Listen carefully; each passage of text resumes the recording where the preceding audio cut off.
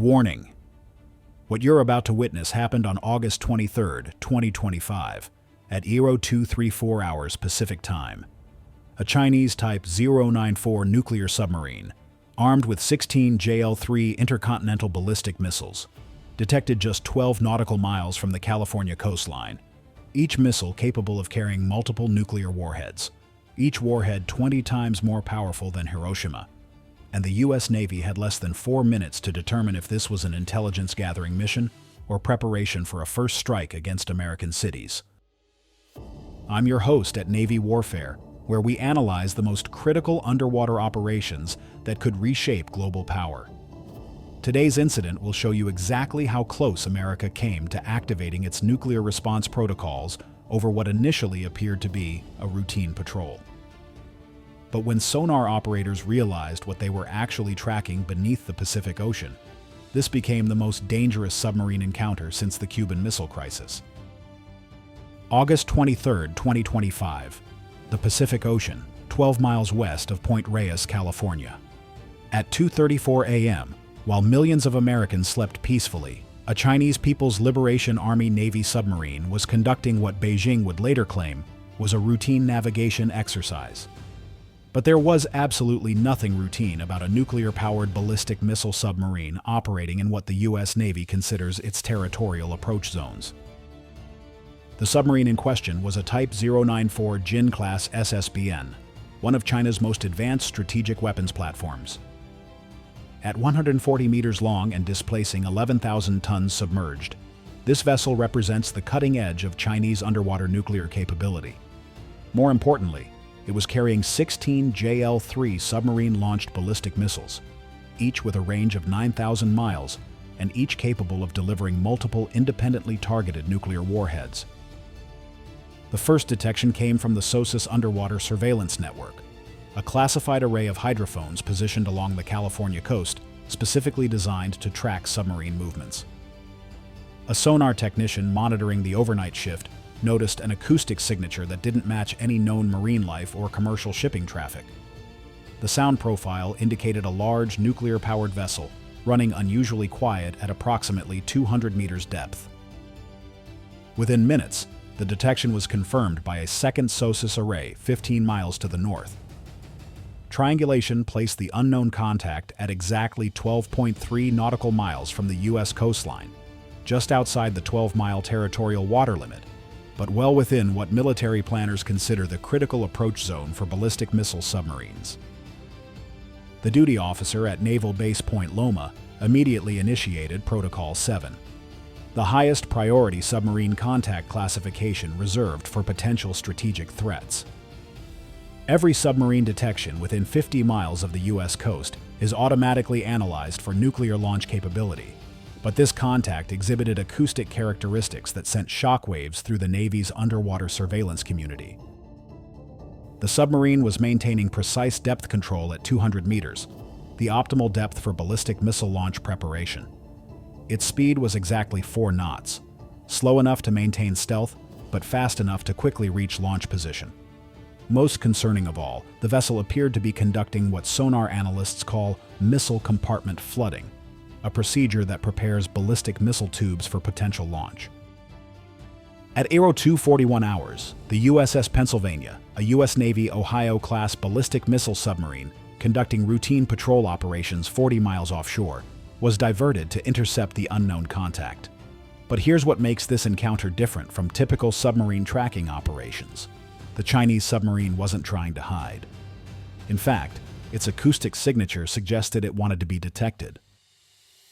The Pennsylvania's sonar operator, a veteran with 12 years of underwater tracking experience, later described the contact. This wasn't standard evasion behavior. The Chinese boat was running a noise profile that would be impossible to miss. Either their stealth systems had catastrophically failed, or they were deliberately announcing their presence. As the Pennsylvania approached the Chinese submarine's position, the situation became exponentially more dangerous. At 0247 hours, passive sonar detected the unmistakable sound of torpedo tube doors opening on the Chinese vessel. In submarine warfare, opening torpedo tubes is considered an aggressive act that indicates preparation for combat. the USS Pennsylvania immediately went to general quarters and prepared its own weapon systems for potential engagement. Now here's a question that every Navy Warfare subscriber needs to consider. And if you haven't hit that subscribe button yet, this is exactly why these underwater scenarios are so critical to understand. What would you do as the American submarine commander? Aggressive sonar pinging would reveal your position, but might force the Chinese submarine to retreat. Silent tracking maintains stealth, but allows a potential nuclear threat to remain undetected. Drop your tactical assessment in the comments, and let us know how you would handle a nuclear submarine standoff 12 miles from American territory. At 0251 hours, the Chinese submarine did something that no one in the Pentagon's Submarine Warfare Division had ever seen before. It began transmitting active sonar pulses, not random pings, but a specific pattern that sonar analysts immediately recognized as targeting data for ballistic missile guidance systems. This wasn't submarine communication or navigation. This was pre-launch preparation for intercontinental ballistic missiles aimed at targets on the American mainland. The USS Pennsylvania's commanding officer made a decision that would later be classified at the highest levels of national security. He ordered his submarine to surface and establish direct communication with Pacific Fleet Command while maintaining weapons lock on the Chinese vessel. This maneuver violated standard submarine warfare protocols, but was necessary to coordinate what could become America's response to a potential nuclear first strike. The moment the Pennsylvania's communications mast breached the surface, encrypted transmissions began flowing between the submarine, Pacific Fleet Headquarters, and the Pentagon. The Chinese submarine was not just in American territorial approach zones, it was actively conducting ballistic missile targeting procedures against U.S. coastal cities, including San Francisco, Los Angeles, and San Diego. Intelligence analysis later revealed that the Chinese submarine's sonar mapping was incredibly precise. The targeting data being collected would have allowed JL-3 ballistic missiles to strike specific infrastructure targets, including military bases, power plants, and communications facilities, with accuracy measured in meters rather than kilometers. This wasn't strategic deterrence. This was preparation for decapitation strikes against American command and control systems. At 0256 hours, with the Chinese submarine continuing its targeting procedures, the USS Pennsylvania received authorization to initiate what's called aggressive deterrent posturing. This involved positioning the American submarine directly between the Chinese vessel and the U.S. coastline, while preparing Mark 48 torpedoes for immediate launch. The message was clear. Any attempt to launch ballistic missiles would result in the immediate destruction of the Chinese submarine. But here's where this story takes an unexpected turn that demonstrates the razor-edge calculations involved in modern submarine warfare. Instead of retreating or escalating to direct confrontation, the Chinese submarine began transmitting on standard naval communication frequencies. The message, broadcast in clear English, was unlike anything American submarine commanders had ever received during an underwater encounter. United States submarine. This is People's Liberation Army Navy strategic vessel conducting lawful navigation in international waters. We are testing new sonar systems and mean no aggressive intent toward American territory. Please maintain safe distance while we complete technical evaluation procedures. The USS Pennsylvania's response was diplomatically precise, but tactically unambiguous. Chinese vessel, you are conducting ballistic missile targeting procedures in American territorial approach zones. Cease all weapons-related activities and alter course to international waters immediately, or you will be engaged under established rules of engagement. For the next 8 minutes, both submarines maintained weapons lock on each other, while their respective governments initiated emergency diplomatic communications. The Chinese submarine continued its targeting procedures. The USS Pennsylvania maintained attack position. And somewhere in the Pentagon, military planners were calculating the response time needed to evacuate American coastal cities if the Chinese submarine actually launched its ballistic missiles. What made the situation extraordinarily dangerous was the timeline involved in submarine-launched ballistic missile attacks. From launch to impact on American coastal targets would require approximately 18-22 minutes, depending on the specific warhead trajectory. But the time needed to positively identify a missile launch verify the attack, and coordinate either interception or retaliation would consume at least 12 to 15 minutes of that window. The American submarine commander was essentially making life-or-death decisions for millions of civilians while operating 200 feet underwater with limited communication capability and incomplete intelligence about Chinese intentions. One wrong assessment could trigger nuclear warfare. One failed deterrent action could allow a successful first strike against American territory. At 0309 hours, the standoff reached its critical point. The Chinese submarine began flooding its ballistic missile tubes, the final step before launching intercontinental ballistic missiles.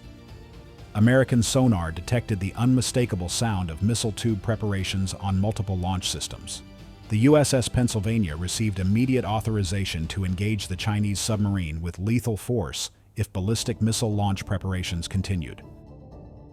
For those following Navy warfare's analysis of submarine combat scenarios, this moment represents the absolute edge of nuclear deterrence theory. Both submarines were now in position to destroy each other and potentially trigger a nuclear exchange between two superpowers. The Chinese submarine could launch up to 16 ballistic missiles at American cities. The USS Pennsylvania could destroy the Chinese vessel but couldn't prevent missiles that might already be in flight. The Chinese submarine commander made the decision that prevented nuclear warfare. At 0312 hours, the vessel ceased all ballistic missile preparation procedures, closed its torpedo tube doors, and began ascending toward the surface. As it rose from the depths, American sonar detected the sound of ballistic missile tubes being drained and secured, indicating that the immediate nuclear threat had been neutralized. But the submarine didn't retreat to international waters. Instead, it surfaced just 800 meters from the USS Pennsylvania, close enough for both crews to observe each other through periscopes and surface observation equipment. What happened next demonstrated either incredible confidence or deliberate provocation by the Chinese submarine force. The Chinese submarine began transmitting detailed technical specifications of its weapons systems over unencrypted radio frequencies. Missile ranges, warhead yields, targeting accuracy, reload capabilities, information that would normally be classified at the highest levels of military secrecy. The transmission lasted exactly 17 minutes and provided American intelligence with unprecedented insight into Chinese strategic submarine capabilities. Intelligence analysts later determined that the data transmission was intentionally comprehensive, designed to demonstrate Chinese submarine warfare capabilities, while simultaneously providing information that would allow American forces to develop countermeasures. This wasn't just intelligence gathering or military posturing. This was strategic communication through what experts call controlled capability demonstration.